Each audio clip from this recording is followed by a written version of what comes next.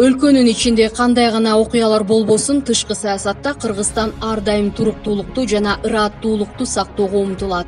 Коомдук ишмер Бирге партиясынын лидери Эркин Тентишевдин айтымында, кызматка келген ар бир жаңы президент алгачкы сапарын Россия Федерациясына жасайт.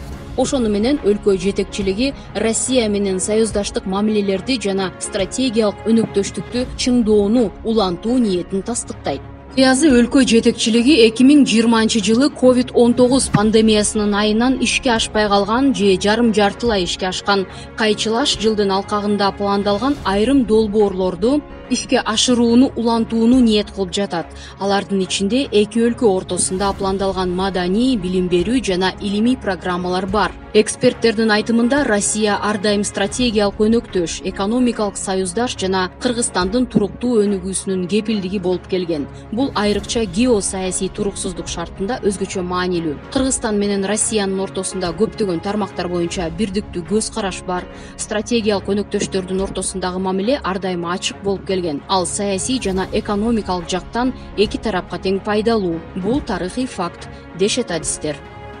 Бирок мындай абал баарына эле жага бербейт. Айрыкча кээ бир бейөкмөт уюмдар жана айрым саясатчылар социалдык тармактарда мезгили менен Кыргызстанда Россияга каршы риториканы жүргүзүүгө аракет жасайт. Жарандык коомдун айрым өкүлдөрү балким Кыргызстанды Россиядан мүмкүн болушунча алыс көргүсү келет.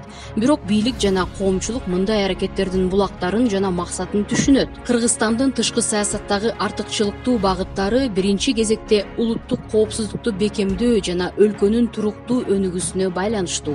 Эскерте кетсек, президент Садыр Жапаров 24 февралда мамлекет башчысы катары алгачкы иш сапарын Россия Федерациясына жасады. Садыр Жапаров менен Владимир Путин жолугушуу учурунда кызматташуунун актуалдуу маселелерин, ошондой эле мындан аркы өнүгүүнүн жолдорун талкуулашат.